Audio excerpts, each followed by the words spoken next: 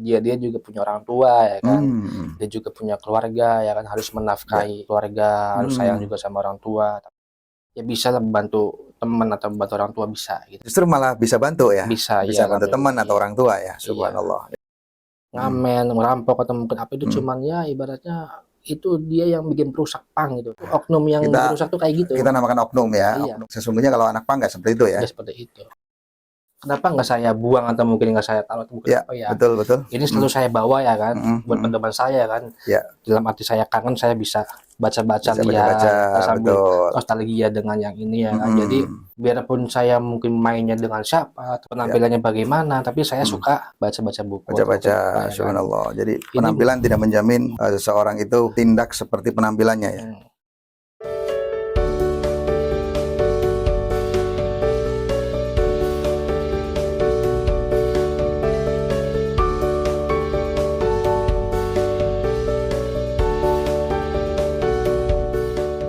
Assalamualaikum warahmatullahi wabarakatuh, sahabat-sahabat lensa hitam. Hari ini saya kedatangan tamu spesial saya, seorang mantan anak pang yang kemudian bermetamorfosis, hijrah lah. Kalau saya itu nggak pakai bahasa hijrah biasanya karena hijrah itu kadang-kadang lebih spesifik. Bertobat lah, bertobat dalam perjalanannya kemudian berjualan ikan cupang. Nah, dari pang menjadi penjual ikan cupang, kemudian sekarang aktif di pengajian. Nah, assalamualaikum Mas Zen. Waalaikumsalam. Sehat Mas Zen? Alhamdulillah sehat. Masya Allah. Terima kasih sudah mau hadir di studio lensa hitam. Ini dari penampilannya masih kelihatan aura-aura pangnya. Dari rambut gondrongnya, kemudian dari kaosnya, bahkan aksesorisnya ya. Meskipun nggak semua dipakai untuk hari ini aksesorisnya. Dan sekilas kalau kita lihat wajahnya itu mirip-mirip salah satu personil Zamrud. Kalau era-era berapa tahun yang lalu itu ada 96. Band namanya Zamrud. 96 ya? 96. Dan kebetulan penggemar Zamrud juga. Saya suka banget dari kecil SD. Ya. Zamrud itu kan namanya fans saya itu kan Viva Jammers. Viva Jammers ya. Makanya saya bikin nama itu, nama julukan ibaratnya lah. Ya. Zaini Jammers gitu. Dalam arti Zaini pecinta Zamrud gitu. Terus saya dari dulu bikin Facebook, bikin apa, kata sandinya nggak jauh dari Viva Jammers. Viva Jammersnya gitu ya. Jammers. Oh ya, saya sempat melihat Facebook Mas Zaini itu, ada Jammersnya itu. Saya sempat bingung ini apa, kan saya kenalnya sudah di pengajian ya. Iya. Ternyata begitu banyak ngobrol, banyak sisi-sisi masa lalunya gitu ya. Sekarang mau nanya pertama Mas Zaini, nama saya adalah Ahmad Zaini Ihsan. Zaini Ihsan. Kapan mulai masuk atau terlibat di anak pang? Itu saya dari sebelum aliyah juga udah tahu. Sudah tahu? Iya, karena saya punya teman di kampung itu istilahnya putus sekolah gitu putus kan. Sekolah. Ya. Jadi cuma SD doang, dia nggak ngelanjutin ke sekolah selanjutnya gitu kan. Ternyata dia merantau, ketemu di jalan, akhirnya lama nggak ketemu. Ya. Ternyata dia itu anak pang gitu kan. Di mana itu? Di Tegal. Oh, di Tegal, bukan di Jakarta. Bukan. Saya pikir di Jakarta. Itu di Tegal itu. Di Tegal itu. Ya, lanjut. Karena dia itu teman SD saya, teman kecil saya gitu kan. Akhirnya saya suka dengan penampilan yang kayak gitu kan. Ya. Dalam arti itu kayaknya bebas gitu kan. Ya, lebih lebih tidak ada yang ngatur ya. Gitu ya. Dan saya juga emang suka musik rock ya gitu kan. Aliran rocknya apa biasanya? Zamrud ya. Zamrud, Bumerang gitu kan.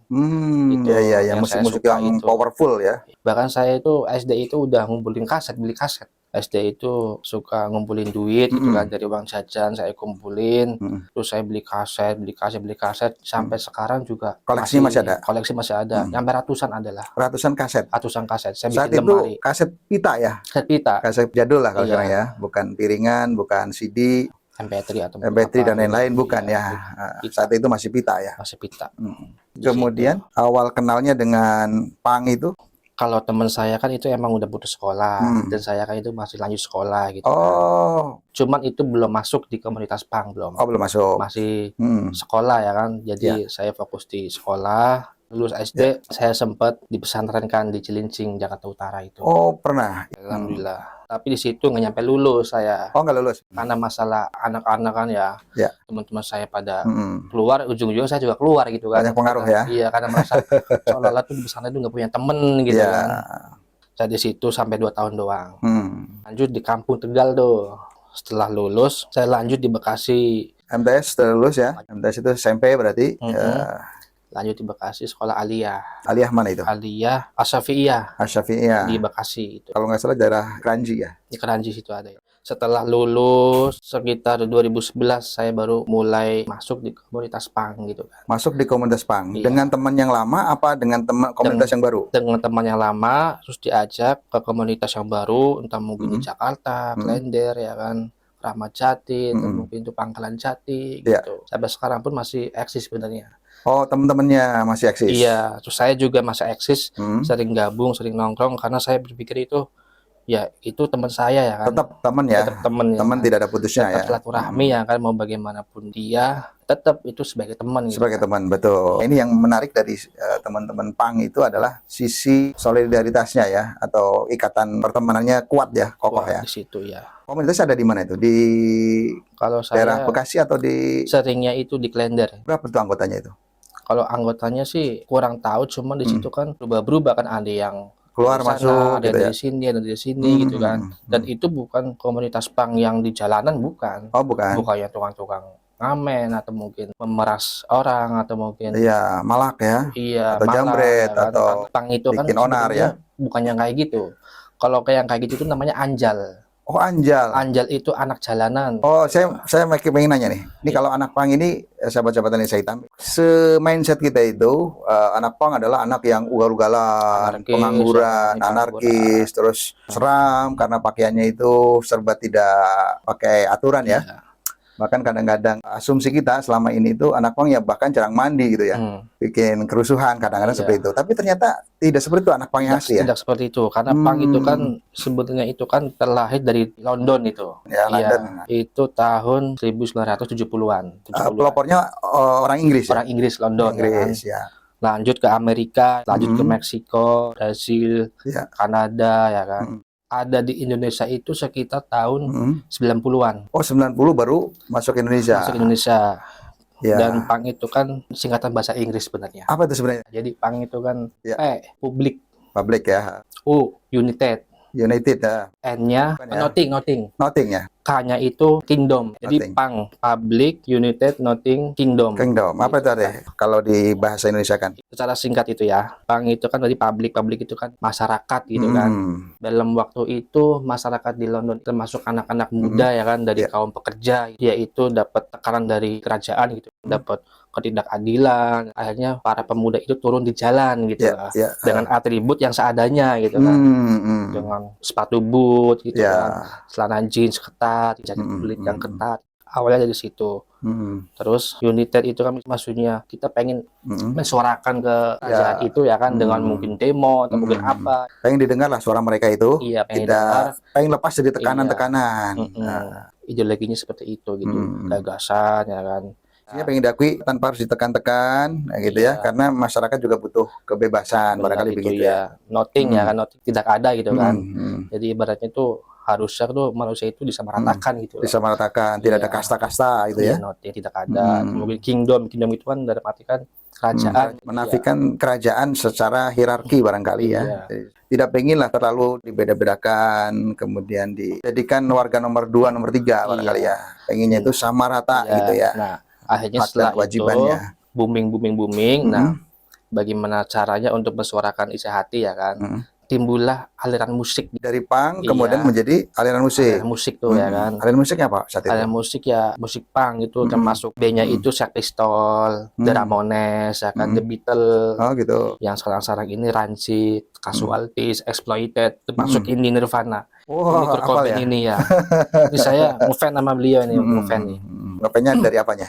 Dari sisi apanya? Sisi musiknya aja. Musiknya. Jadi saya sisi musik itu keren gitu loh. Oh gitu ya. Keren, penampilannya apa adanya ya kan. Namanya band rock. Zaman dulu kan emang biasalah rambut panjang. Iya. Dan mungkin pakai aksesoris, namanya band ya kan. Iya betul. Harus menyesuaikan bandnya itu ya kan. Gitu. Nah, ini termasuk Nirvana ini ya di era itu. Ini aslinya mana nih?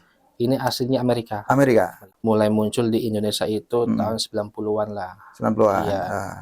Oke Mas Zeni, itu wawasannya cukup jauh ya. Kemudian saya akan kembali ke Mas Zeni yang eksistensinya saat itu pangnya berada di daerah Jakarta, Bekasi atau Jabodetabek ya. Jabodetabek. Nah, apa yang dilakukan oleh anak-anak pang saat itu, komunitas yang Mas Zeni ada di dalamnya? Gitu. Jadi pang itu kan kalau di mata masyarakat yang awam ya kan, yang belum mengetahui terjun langsung kan seolah-olah itu pang itu kan anarkis atau mungkin suka merampas atau mungkin galak atau mungkin malak gitu kan di jalan, pokoknya tukang ngamen stigma gitu negatif ada di anak pang ya, menurut asumsi masyarakat selama ini kan gitu tapi setelah saya masuk di situ kata oh nggak begitu gitulah, beliau juga dia juga punya orang tua ya kan, dia juga punya keluarga ya kan, harus menafkahi keluarga, harus sayang juga sama orang tua, tapi dengan emang penampilannya begitu apa adanya ya dia begitu kan, dia ya punya pekerjaan. Oh, tetap mereka banyak punya pekerjaan. Punya pekerjaan. Itu mungkin dia sebagian ada punya band musik ya kan. Punya tempat buat distro gitu. Mereka tetap mencari nafkah lah itu ya. Tetap sablon, ada yang mungkin menjual sepatu boot, yang sepatu bekas juga, celana karena apa kan aksesoris pang lah gitu kan. Pang. Iya, tapi karena emang pang itu nggak harus rambut mowak gitu kan, berdiri gitu. Enggak ya. Nggak harus piercing ya kan, nggak harus ditindik, nggak harus tato ya kan. Oh, nggak harus ya, nggak harus begitu, nggak harus penampilan pang, enggak. Karena kan emang pang itu kan muncul bukan emang yang model-model mau urakan atau mungkin mau ugal-ugalan gitu kan. Iya. Kalau mungkin ada yang ngamen, merampok atau mungkin apa itu cuman ya ibaratnya itu dia yang bikin perusak pang gitu. Oknum yang rusak tuh kayak gitu. Kita namakan oknum ya. Iya. Oknum. Sesungguhnya kalau anak pang nggak seperti itu ya. Nggak seperti itu. Nah, sampai saat ini masih eksis Mas Zeni? Kalau untuk nongkrongnya dan lain-lainnya nggak? Yang nongkrong yang lama sih jarang, cuma kalau ada acara musik pang gitu kan, ya ketemu lagi, eksis, ketemu teman-teman dulu ya kan, kita kan penikmat musik ya kan, jadi kita ngeliat musik, kelar sudah ya kita pulang gitu kan, gitu. Jadi udah, cuma hanya itu aja, sama dengan yang lain-lain kok, musik dangdut, musik pop, musik apa sama, cuman penampilannya emang musik pang yang begitu ya kita harus menyesuaikan gitu kan. Iya, kalau kita pakaian dan misalnya berjoget juga gitu ya. Iya.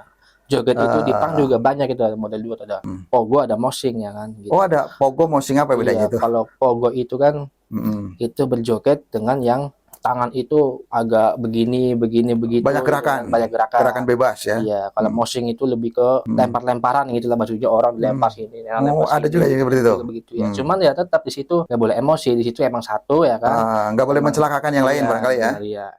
Rata-rata mereka anak pang yang asli itu nggak nganggur sebenarnya ya. Nganggur ya. Jadi stigma masyarakat saat ini ya memang kadang-kadang kan kita melihatnya hanya dari segi penampilan saja. Kadang-kadang kita sudah menjudge atau memvonis bahwa anak pang itu pasti ugal-ugalan, negatif, apalagi cenderung narkoba, tawuran, kadang-kadang ada pembegalan dan lain-lain. Itu ternyata pang yang asli nggak seperti itu ya. Seperti itu. Malah kalau ada yang tahu anak-anak rampas, mencuri atau mungkin apa ya, anak-anak yang emang pang ibaratnya pang lama atau mungkin pang apa ya nggak setuju, terus nggak setuju, merasa tercemar gitu, ya, merasa tercemar.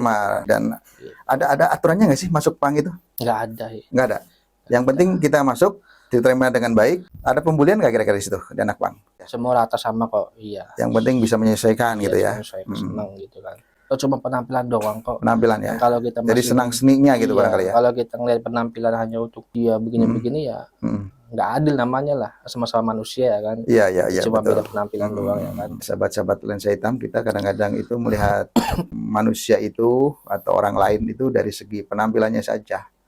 Dari melihat segi penampilannya kita sudah kadang-kadang sudah menghakimi, sudah memvonis atau sudah memiliki stigma negatif. Ternyata tidak seperti itu. Penampilan itu kadang sering berbeda dengan kenyataan atau prakteknya. Misalnya seperti Mas Zeni ini, anak pang ini, mereka hanya senang ngumpul, kemudian memakai pakaian dan aksesoris yang berbeda dari yang lainnya gitu. Nah, saya dengar sekarang kan Mas Zeni juga punya profesi. Profesi itu diantaranya adalah berjualan ikan cupang, dari pang ke cupang gitu kan. Ini kan sesuatu yang menarik nih dari anak pang, tapi mau berjualan. Dari kapan mulai berjualan ikan cupang itu? Dari kapan mulai berjualan itu dari 2010 saya udah jualan. 2010? Iya, cuma itu bukan ikan cupang baru ya kemarin-kemarin ibaratnya lah. Saat viral barangkali ya? Iya, saat COVID, pandemi ya. Itu. Tapi sebelumnya juga udah pernah jualan cupang juga sih sebenarnya. Ya, cuman nggak rutin gitu ya. Rutinnya. Cuma itu waktu saya mulai jualan di sekolah SD itu 2010-an. Dari 2010. Iya. Sebelumnya ada jualan apa selain Enggak, cupang? sebenarnya itu saya sekolah di Bekasi itu kan sengaja ingin membantu orang tua gitu kan. Orang tua kan punya usaha warteg nih ya Ya. kan. Daripada orang tua ibaratnya nyewa orang buat ngebantu di warteg Ya. itu ya kan. Namanya orang tua kan punya anak ya kan. Ya. Saya sekolah di Bekasi itu pulang sekolah bisa bantuin orang tua. Bisa bantu orang tua. Iya. Ini ternyata anak pang juga memperhatikan orang Iya. tua, bisa membantu orang tua, sahabat-sahabat Lensa Hitam. Sekolah tetap sekolah, baru tetap bantuin gitu kan. Ya. Main tetap main, cuman itu kita tetap aturan waktunya ada gitu kan. Sekolah, bantuin orang tua gitu kan. Nah, setelah lulus aliyah itu saya 2010 itu mulai jualan di SD. Itu karena saya 2010 itu saya punya duit separoh lah. Terus saya ngambil motor ya kan. Ya.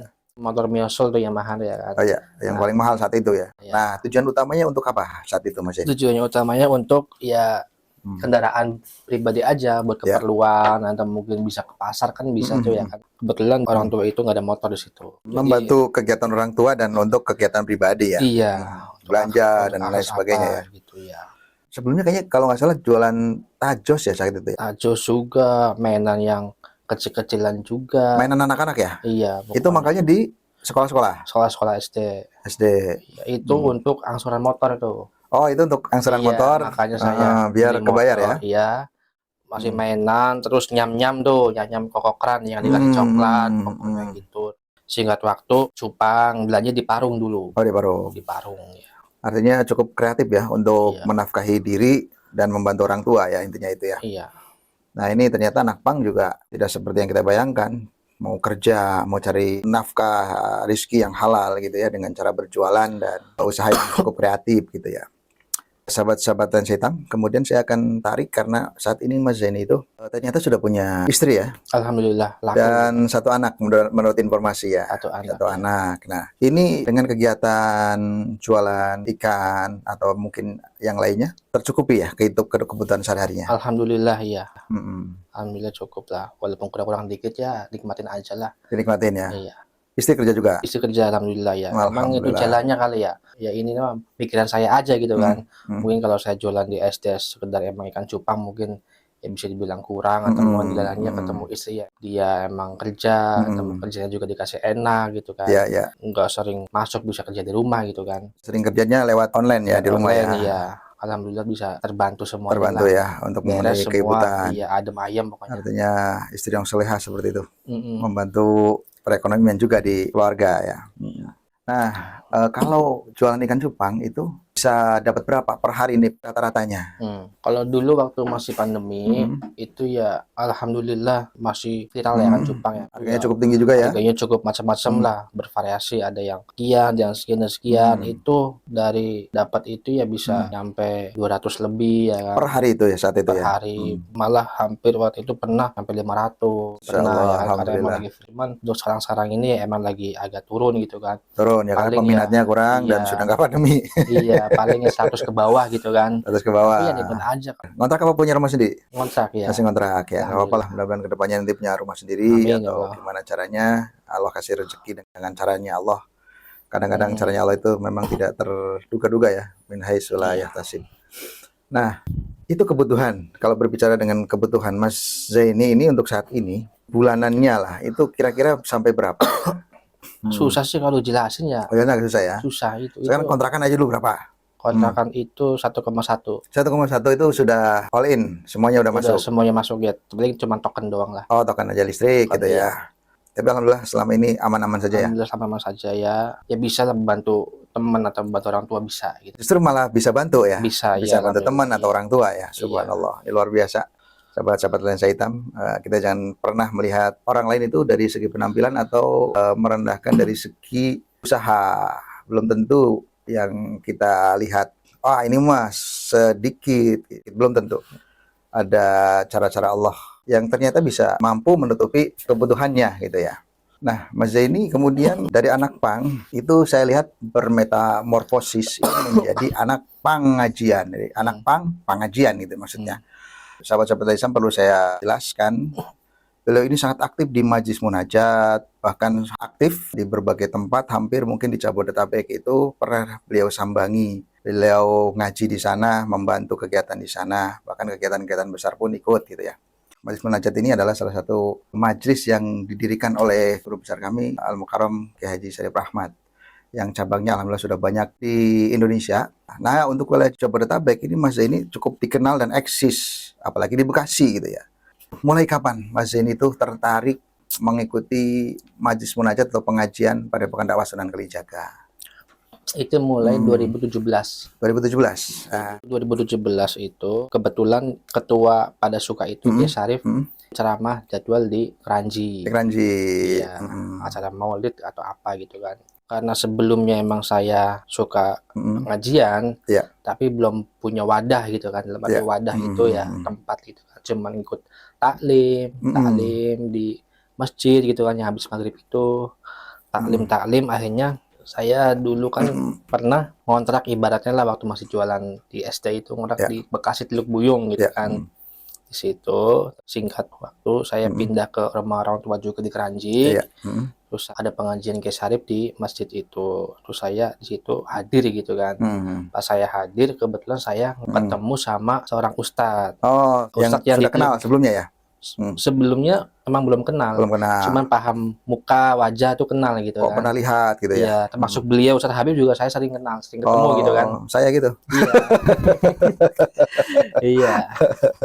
Nah, itu kan termasuk ustadz muda tuh di Teluk Buyung tuh ya kan. Oh iya, saya memang kadang-kadang khotib ya di Darul Iftitah Teluk Buyung ya. Iya, taraweh, khotib Jumat. Oh, saat itu sudah tahu saya juga ya? Sudah tahu ya. Ini ustadz ganteng juga nih ya kan, putih. Laki kan, soalnya kan. Iya. Laki, kalau cewek cantik. Iya. Kebetulan situ akhirnya saya ketemu dengan Ustadz Wahab. Ustadz Wahab ya. Iya. Itu asli Teluk Buyung di sana ya. Teluk Buyung gitu kan. Ketemu di situ, beliau juga ngeliat saya ngeliat beliau karena emang sering ketemu di Teluk Buyung di Bekasi itu ya kan. Minimal saat Jumatan ya. Iya, Jumatan tarawih gitu kan. Beliau negor, akhirnya saya singkat waktu saya diajak ke majelisnya di Teluk Buyung itu di Bekasi. Iya. Iya, akhirnya saya sambangi, saya datang sampai nanya-nanya rumahnya di mana gitu. Akhirnya ketemu, di situ mulai masuk 2017 di situ. Iya. 2017 mulai masuk ya. Iya. Dan kemudian dalam perjalanannya itu Mas ini sangat aktif, luar biasa aktifnya. Sampai detik ini masih aktif dan sangat membantu kegiatan-kegiatan majelis kami. Nah, apa yang membuat tertarik dengan Majelis Munajat? Bisa diceritakan, silakan. Ya, saya ngomongin aktif dulu ya. Karena saya emang tukang main gitu kan. Aktif di mungkin komunitas pang itu biasa. Main ke sana, main ke sini ya kan. Akhirnya saya pas setelah masuk di majelis ya saya udah biasa emang tukang main gitu kan, tukang gelandang gitu kan. Cepet akrabnya ya. Sambangi ini, temen di sana, terus akhirnya ya di situ aktif, suka, terus juga emang sebelumnya kan saya juga emang suka pakaian hitam-hitam gitu kan. Oh, sebelumnya suka pakaian hitam-hitam, jaket kulit ya kan, emang pang ya kan, harus hitam ya. Hitam itu enggak identik dengan kejahatan dan keburukan ya. Ternyata ini juga hitam ya kan. Iya. Sama-sama hitam lah, kenapa emang harus beda ya kan. Jadi sama-sama akhirnya kita suka di situ.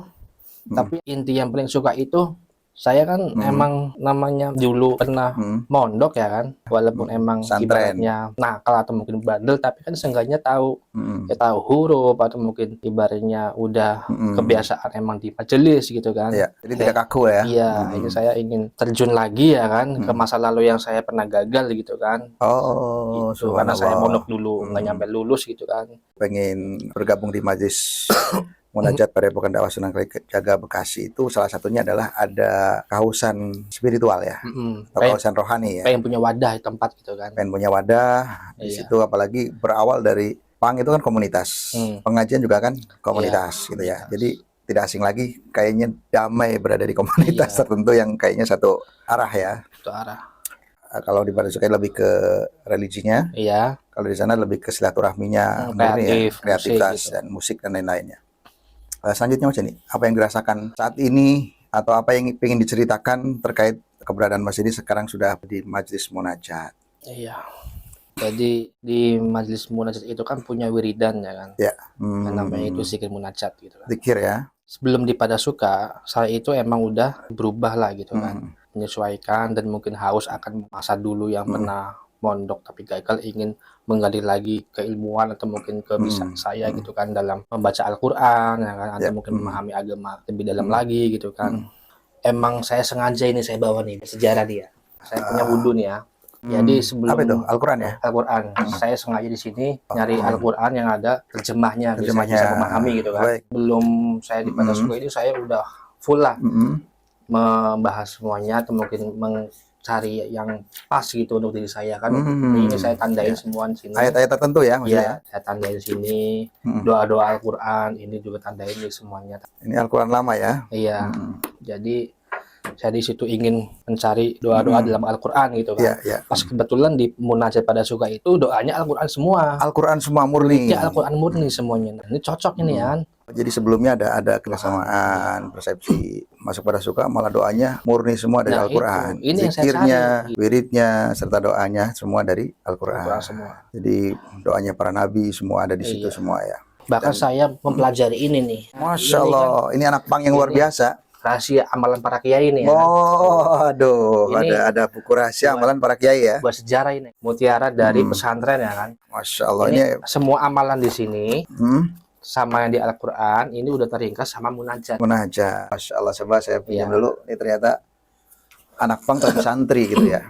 Jadi beliau tuh dalam proses pencariannya banyak mencari referensi-referensi ya. Akhirnya begitu di Majelis Munajat ketemulah kitab Munajat yang disusun oleh guru kami ya, Haji Raden Syarif Ahmad. Beliau itu menyusun zikir dan doa di dalam Al-Quran. Zikirnya dari surat Al-Fatihah sampai An-Nas, dari awal Al-Quran sampai akhir. Doanya juga dirangkum dari doa-doa para nabi di dalam Al-Quran. Jadi terangkum semua di sini. Ini bisa dikatakan sebagai mutiaranya Al-Quran. Jadi pencarian selama ini terjawab dengan kitab Munajat. Subhanallah.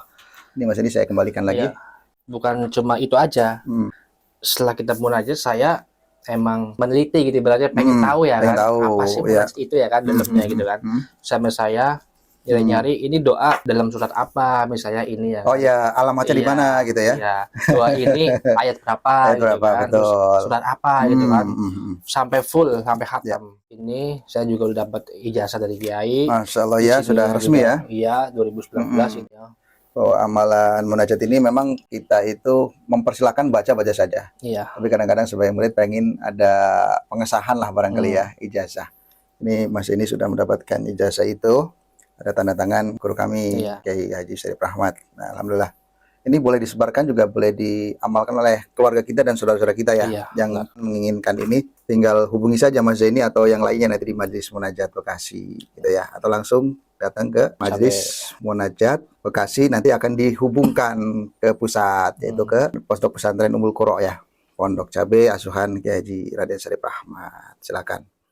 Nih anak pang santri begini nih. Apalagi nih. Ini kan kenang-kenangan dalam arti buku waktu pondok pesantren nih. Oh gitu. Iya, ini udah berapa tahun coba dari apa nama kitabnya atau bukunya itu? Di sini kumpulan tahlil, amalan-amalan ya. Pesantren, amalan harian, Maulid Nabi atau apa semua ada lah di sini. Gerbat atau mungkin apa di sini ada semuanya. Kenapa nggak saya buang atau mungkin nggak saya taruh atau mungkin apa ya? Betul. Ini selalu saya bawa ya kan, buat teman-teman saya kan. Dalam arti saya kangen, saya bisa baca-baca sambil nostalgia dengan yang ini ya kan. Jadi biarpun saya mungkin mainnya dengan siapa, penampilannya bagaimana, tapi saya suka baca-baca buku. Baca-baca, subhanallah. Jadi penampilan tidak menjamin seseorang itu tindak seperti penampilannya ya. Ini buku udah berapa tahun coba ya kan? Dari 2001. 2001. Itu apa aja? Kalau boleh tahu. Oh ya, luar biasa, ini cukup lengkap ya, bagus juga. Nah, artinya tidak dinafikan bahwa amalan itu banyak sekali dan kita mengamalkan yang baru juga bukan berarti yang lama harus dihilangkan semua, tidak ya. Sesuai dengan kondisi waktunya, kecukupan waktunya dan lain-lain. Dan ini juga bersanad juga ini. Ini dari Al-Batoniyah 43 tersambung ke Situ Bondo ke As-Samsul Arifin. Oh gitu, ke sana masih Nahdien ya, sama-sama. Nyambung ilmunya ke beliau. Ya. Baik Mas Zaini, terima kasih. Ini jadi perbincangan kita kalau diteruskan memang sangat panjang ya. Iya, panjang banget. Tapi karena memang durasi waktu dan lain-lain udah cukup kita gali poin-poin intinya. Sahabat-sahabat Lensa Hitam, jadi saya cukup panjang berbincang-bincang dengan Mas Zaini, seorang anak pang yang kreatif, yang kemudian memantapkan dirinya untuk ke majelis, ke pengajian, lebih mendalami ilmu agama Islam. Semoga perjalanan-perjalanan beliau ini semoga menjadi inspirasi buat anak-anak muda sekarang gitu ya. Jangan jauh-jauh lah kalau main, artinya kalau jauh dari Allah, jangan terlalu jauh, segera kembalilah ke Allah. Allah menyambut kehadiran kita ya, taubat kita, berbuat baik kita, Allah sambut itu. Artinya ketika kita berjalan menghampiri Allah, Allah berlari menghampiri kita. Ketika kita mendekati Allah dengan sejengkal, Allah akan menyambutnya dengan satu hasta. Dan ketika kita menyambut Allah dengan satu hasta, maka Allah menyambutnya dengan satu depa lah gitu ya. Ada dalam hadisnya. Nanti kalau salah dikoreksi. Sahabat-sahabat saya, mudah-mudahan kisah beliau sekali lagi menjadi inspirasi kita semua untuk berbagi kebaikan, beredukasi, dan semoga menjadi tambahan pengetahuan kita, khususnya tentang anak pang ya. Anak pang yang selama ini distigmakan sebagai sesuatu yang negatif. Nah, sahabat-sahabat Lensa Hitam, sebelum nanti saya closing dan saya membagikan sebuah penghargaan kepada beliau Mas Zaini karena sudah mau hadir di tempat kita dan berbagi cerita, berbagi ilmu dengan kita, saya akan promosikan satu produk lensa hitam. Jadi saat ini Lensa Hitam itu selain berbagi melalui channel YouTube, juga memiliki usaha baru. Usaha barunya adalah madu. Bedanya dengan madu-madu yang lain, Lensa Hitam itu madunya adalah madu yang ori, yang asli. Saya sudah langsung ke tempatnya, cek keasliannya, bahkan di lab langsung, tingkat keasliannya dan lain-lainnya. Apa saja produknya? Satu, ada madu tewel. Itu saya menggunakan bahasa daerah, karena ini berasal dari Kampung Madu, berada di Banjarnegara Ciamis. Dan saya sudah ke sana langsung, memeras langsung, nyetot langsung, dan lain sebagainya, melihat langsung proses pengambilan madunya. Ini madu tewel, bahasa ilmiah nanti adalah trigona atau apa nanti ada sendiri. Kemudian ada yang namanya madu odeng. Odeng ini bedanya si lebahnya itu lebih besar. Rasanya ori juga. Nah, yang satu lagi nyiruan. Nyiruan itu tahun biasa yang kecilnya sedang itu. Nah, produk-produk ini dijamin keasliannya karena diambil langsung dari kelompok tani hutan. Soal harga nanti tinggal tanya saja atau di channel YouTube nanti akan kami berikan nomor HP-nya. Itu saja, terima kasih, mudah-mudahan bermanfaat. Jelas orinya, insya Allah. Mas Zaini, sebagai tanda terima kasih kami karena Mas ini sudah hadir dan berbagi di Lensa Hitam, saya akan memberikan sebuah kenang-kenangan. Jangan dilihat harga dan bentuknya, tapi lihatlah maknanya bahwa terima kasih kami tiada tara.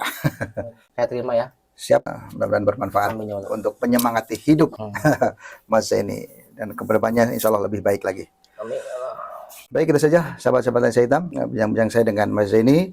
Semoga bermanfaat untuk kita semua. Terima kasih. Wassalamualaikum warahmatullahi wabarakatuh.